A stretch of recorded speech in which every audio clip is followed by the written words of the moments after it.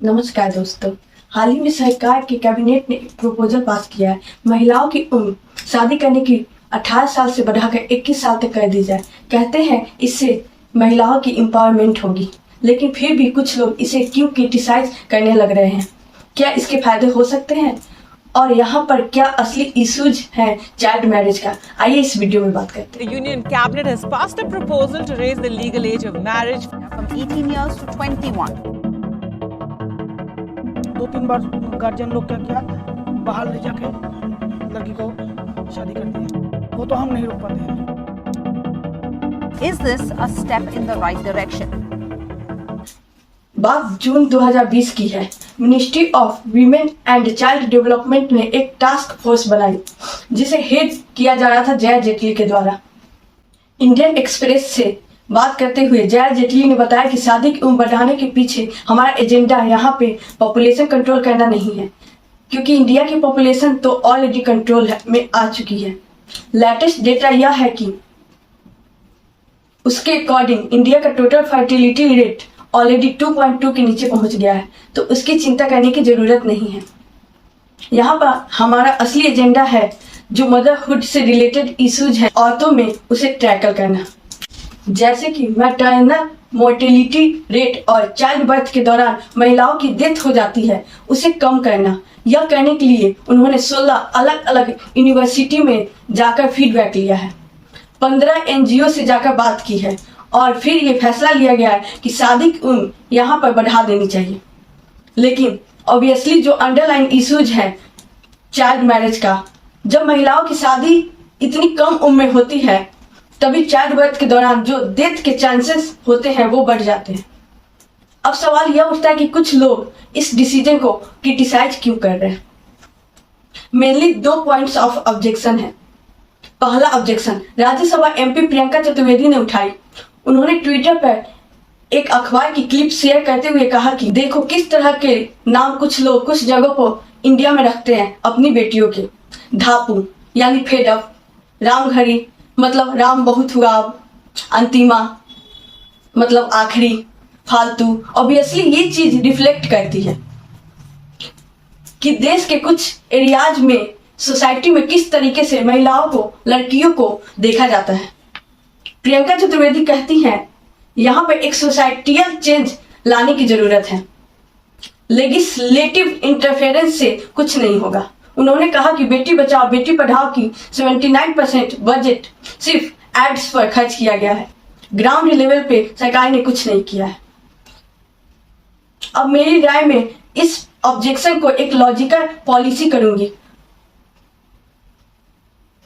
False binary logical policy, यहाँ पर 2 unrelated चीजों को कंपेयर किया जा रहा है। माना कि सरकार ने गलत किया है इतना ज्यादा पैसा एड्स पर खर्च करके, लेकिन इस चीज का इस डिसीजन से क्या लेना देना। पर ऐसा तो नहीं है कि अगर ये शादी का उम्र ना बढ़ाई जाए तो सोसाइटी में एक बदलाव आ जाता। इनफैक्ट इस टास्क फोर्स की रिकमेंडेशन पर ये बिल लाया जाता। उन्होंने सोसाइटियल चेंज लाने के लिए और भी रिकमेंडेशन दी, जैसे कि स्कूल और कॉलेजों में महिलाओं के लिए एक्सेसिबिलिटी बढ़ाई जाए, महिलाओं के लिए ट्रांसपोर्टेशन आसान बनाया जाए, स्कूल और कॉलेज में जाना और साथ ही साथ स्किल्स और बिजनेस ट्रेनिंग पर भी फोकस किया जाए। कमेटी ने तो ये भी कहा है कि जब भी ये बाकी चीजें नहीं करी जाएंगी तो ये लॉ इतना इफेक्ट नहीं होगा। अब बात करते हैं दूसरे ऑब्जेक्शन की। दूसरे ऑब्जेक्शन का पॉइंट है फ्रीडम ऑफ चॉइस। CPM के पॉलिटिशियन सीताराम येचुरी ने कहा कि एक औरत जब 18 साल की हो जाती है उसे वोट करने का अधिकार है, उसे एडल्ट की तरह ट्रीट किया जाता है, लेकिन जब शादी की बात आ जाती है तो उसे जुवेनाइल की तरह ट्रीट किया जाता है। जैसे हो सकता है कि सिमिलरली AIMIF के चीफ ओवैसी ने कहा कि मोदी सरकार एक मोहल्ले के अंकल की तरह बिहेव करती है।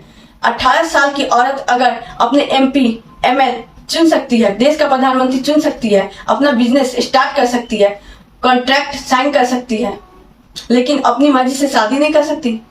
इन लोगों की राय में जिन्होंने इस पॉइंट ऑफ ऑब्जेक्शन को रेज किया है, शादी करने की उम्र आदमी और औरतों के लिए 18 साल कर देनी चाहिए। यही चीज एक 2018 की लॉ कमीशन रिपोर्ट ने भी सजेस्ट कर रही थी कि आदमी और औरतों को दोनों को 18 साल से शादी करने देनी चाहिए।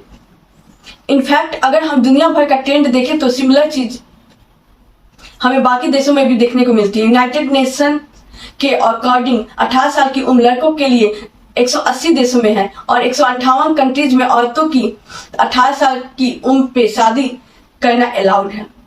तो यहाँ पर एक बड़ा सवाल उठता है, क्यों नहीं आदमियों के लिए यह मैरिज एज कम करके 18 साल कर दी गई ताकि दोनों के लिए 18 साल हो जाती, बल्कि यहाँ पर डिसीजन उल्टा लिया गया।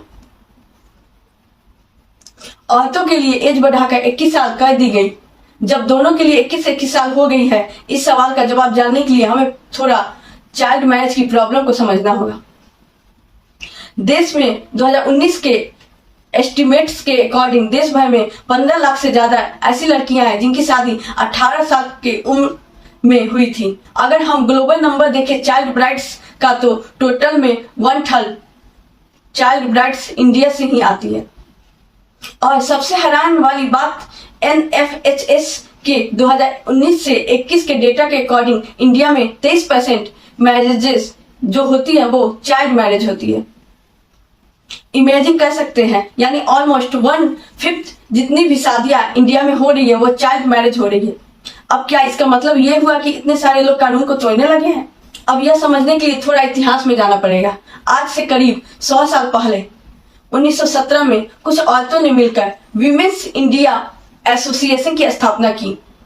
एक ऐसी एसोसिएशन जिसमें औरतों से रिलेटेड सोशल इश्यूज को रेज करके, तब अंग्रेजों का टाइम था तो जो भी सोशल इश्यूज उन्हें लग रहा था कि रेज करने हैं, उन्हें ब्रिटिश इंडिया सरकार के सामने रखने थे। इनमें से कुछ औरतों के नाम थे एनी बेसेंट, मार्गरेट कजिंस, कमला देवी चट्टोपाध्याय, मुथु लक्ष्मी रेड्डी। लेकिन अनफॉर्चुनेटली ब्रिटिश सरकार को कोई ज्यादा इंटरेस्ट नहीं था सोशल रिफॉर्म्स को लाने में। ये इंडियंस फ्रीडम फाइटर्स के पास गई, जैसे कि मोतीलाल नेहरू और महात्मा गांधी। उन्हें जाकर अपनी बात सुनाई और उनसे रिक्वेस्ट करी कि औरतों के इश्यूज को रेज करें। वो 1929 में गांधी जी की बात सुनकर हर बिलासादा ने एक बिल इंट्रोड्यूस किया। चाइल्ड मैरिजेज पर लगाने के लिए इन विमेंस एसोसिएशन ने सड़कों पर रैलियां निकाली, उसके सपोर्ट में और ब्लैक कार्ड्स भी बनवाए। अगर आप सादा बिल को पोस्ट नहीं करोगे तो दुनिया हम पर हंसेगी। और इसी प्रेशर में आकर फाइनली ब्रिटिश इंडिया पार्लियामेंट ने कानून पास कर दिया, चाइल्ड मैरिज रिस्ट्रेन एक्ट 1929। इस एक्ट के अकॉर्डिंग लड़कियों के लिए मिनिमम मैरिजेज रखी गई 14 साल की और लड़कों के लिए रखी गई 18 साल की। लेकिन ब्रिटिश को कोई फायदा नहीं मिल रहा। इस कानून को एक्चुअली में इंप्लीमेंट करके तो उन्होंने कोई ज्यादा कोशिश नहीं करी इस एक्ट को पॉपुलर करने की और ग्राउंड लेवल पर इंप्लीमेंट करने की, इसलिए ज्यादा जमीन पर कोई चेंज नहीं आया। इसके बाद अगला कदम आजादी के बाद ही उठाया गया 1949 में, जब लड़कियों के मिनिमम मैरिजेज 14 से 15 साल तक कर दी गई। फिर 1978 में ही था कि इसे 15 साल से और बढ़ाकर 18 साल तक कर दिया गया और सेम ईयर में लड़कों के लिए एक बढ़ाकर 18 से 21 साल कर दी गई। ऐसे एक्ट के अंदर ऑफेंस को कॉन्ग्रीजेबल बना दिया गया। इससे पहले क्या होता था, अगर आप कंप्लेन करोगे कि यहाँ पर चाइल्ड मैरिज होने लगी है, जब आपकी कंप्लेन सुनी जाएगी और कुछ एक्शन लिया जाएगा। लेकिन अब क्या कर दिया कि अब अथॉरिटी खुद से भी एक्शन ले सकते हैं, चाहे किसी ने कोई कंप्लेन भी ना करी हो। एक बहुत बड़ा डिफरेंस था और बहुत जरूरी डिफरेंस था। ये आमतौर पे किसी को चाइल्ड मैरिज होती थी तो कौन कंप्लेन करता था। अब अथॉरिटी जो है सरकार है, पुलिस वाले हैं, वो खुद एक्शन ले सकते थे। लेकिन इसके बावजूद भी अथॉरिटी को भी क्या पड़ी थी, उन्हें भी ज्यादा इंटरेस्ट नहीं था इस चीज को रोकने में। और चाइल्ड मैरिज होती थी, उन्हें लगता था चलो जो हो गया सो हो गया, जाने दो। इससे ग्राउंड रियलिटी ज्यादा नहीं बदली। फिर साल 2006 में सबसे बड़ा बदलाव आया, the prohibition of child marriage act 2006। ये पहली बार था कि चाइल्ड राइट्स को ऑप्शन दिया गया हो कि वो अपनी मैरिजेज को अवॉइड डिक्लेयर कर सके, यानी कैंसिल कर सके अपनी चाइल्ड मैरिज को। इससे पहले क्या होता था, उन्हें डिवोर्स लेना पड़ता था। अगर एक बार ये चाइल्ड मैरिज हो गई तो फिर अब क्या करें? दिया गया कि आपको डिवोर्स लेने की जरूरत नहीं है। अगर आपके बचपन में चाइल्ड मैरिज हुई हो तो आप सीधा जाकर कंप्लेन कर सकते हैं और आपकी मैरिज बस कैंसिल हो जाएगी बिना कोई डिवोर्स लिए। इसे एक्ट के सेक्शन 3 में ये लिखा गया कि every child marriage is voidable, लेकिन यहाँ पर एक छोटी सी कंडीशन थी। इस रूल के लिए एक टाइम लिमिट थी, 2 साल की टाइम लिमिट थी मैरिज एज के बाद। यानी अगर आपकी चाइल्ड मैरिज हुई थी और आपको वॉइडेबल करनी है अपने चाइल्ड, तो आप चाइल्ड मैरिजेज के 2 साल के बाद ही कर सकते हैं। तो लड़कों के लिए 23 साल और लड़कियों के लिए 20 साल तक किया जा सकता था। अगर आपकी वो एज लिमिट क्रॉस हो जाती है उसके बाद आप अपनी चाइल्ड मैरिज को कैंसिल नहीं कर सकते। और ये इस कानून में बहुत बड़ा झोल था। इस कानून के सेक्शन 12 में मेंशन किया गया था जैसे कि चाइल्ड मैरिज करते वक्त अगर बच्चों के पेरेंट्स या गार्जियन मौजूद नहीं है तब वो ऑटोमेटिकली कैंसिल हो जाती है, लेकिन बाकी सब केसेस में कैंसिल थी, उन्हें कैंसिल करना पड़ता है खुद। और बहुत से लोग, ज्यादातर लोग नहीं कोशिश करते करने की। चीजें इतनी अजीब थी कि 2017 तक तो एक लड़की के लिए age of consent for physical relation 18 साल की थी, लेकिन सेम एज एक चाइल्ड ब्राइड के लिए सिर्फ 15 साल। तो एक चाइल्ड मैरिज में कह सकते हो मैरिटल रेप लीगल था। इंडिपेंडेंट आउट करके एक एनजीओ था जिसमें कोर्ट ने पेटिशन भी डाली थी इसके रिगार्डिंग किसी चीज को कंप्लेन करते हुए, और थैंकफुली अपने सुप्रीम कोर्ट ने इस चीज को लेकर एक्शन लिया। कुछ जस्टिस मदन लोकुल और जस्टिस दीपक गुप्ता के एक बेंच ने मैरिटल रेप को क्रिमिनलाइज किया और फॉर गर्ल्स बिलो थे एज ऑफ 18। लेकिन सबसे बड़ा सवाल यहाँ पे ये उठता है कि एक सिंपल सा कानून क्यों नहीं बना? 18 साल से कम की उम्र में अगर किसी बच्चे भी शादी कराई जा सके तो वो लीगल नहीं होनी चाहिए। किसी भी हालत में बच्चे कोई भेड़ बकरी थोड़े ही हैं जो किसी और के हैंड ओवर कर दिए जाए। 18 साल से भी कम की उम्र पर इतना ही नहीं, मेरी राय में इस चीज को क्रिमिनलाइज भी करना चाहिए कि जब चाइल्ड मैरिज होने लग रही है तो जो पेरेंट्स दोनों साइड पर हैं जो करने लग रहे हैं चाइल्ड मैरिज को, उन्हें किसी न किसी तरीके से पनिश करना चाहिए।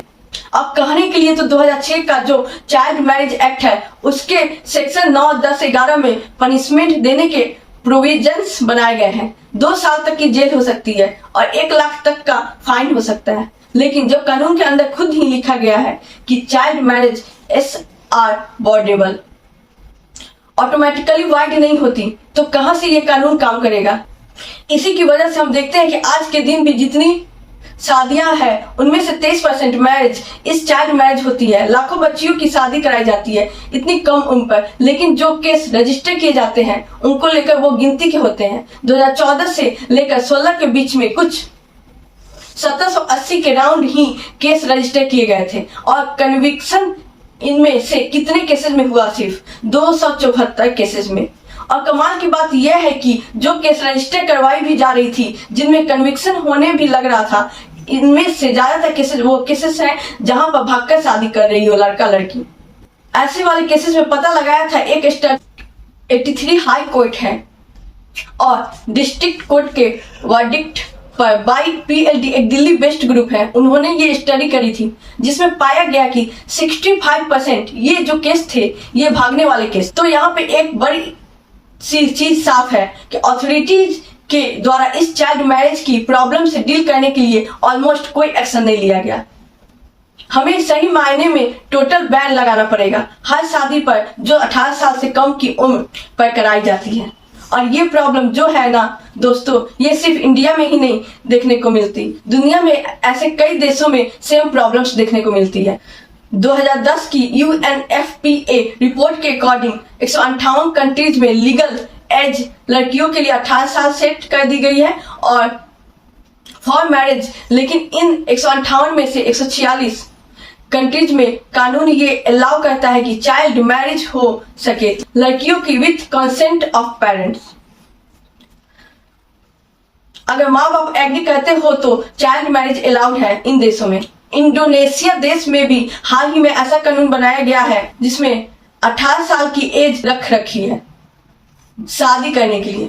19 साल तक शादी करी जा सकती है। अगर पेरेंट्स एग्री करते हैं, अच्छा अब इस बिल पर वापस आए जिसमें मैरिज बढ़ाकर 21 साल तक कर दी गई है मोदी सरकार के द्वारा, तो मेरी राय में यह एक अच्छा फैसला है। यह इसलिए क्योंकि बुनियादी तौर पर चाइल्ड मैरिज इसके अगेंस्ट जब एज लिमिट यहाँ पर इतनी बढ़ाई जा रही है तो होपफुली लोग मोटिवेट होंगे उसी एज लिमिट पर शादी कराने को। लेकिन सेम टाइम में मैं कहूंगी ये बड़ा खोखला फैसला है अगर इसके साथ साथ ये डिसीजन नहीं लिया जाता कि सारी चाइल्ड मैरिजेज इलीगल है। आपने खुद ही देखा होगा, अपनी हैबिट्स को चेंज करना, अपनी आदतों को चेंज करना, बुरी आदतों को छोड़ना, पहले अपने माइंड सेटअप में चेंज लाने की कोशिश करके देखिए। किसी लड़का लड़की को ये सब करना तो फिर भी अलाउड है, बस सरकार की तरफ से 21 साल की एज लिमिट एक अच्छी सेफ्टी के लिए टाइम गैप दे देती है। लोग सेटल हो पाए थोड़ा अपने करियर में, लाइफ में, और उसके बाद ही जाकर बच्चे पैदा करें। आपका क्या राय है यहाँ पर नीचे कमेंट्स में लिखकर बताइए। अगर ये वीडियो आपको इंफॉर्मेटिव लगा हो तो लाइक कीजिए एंड फॉलो कीजिए। फिर अगले वीडियो में मिलते हैं। बहुत बहुत धन्यवाद।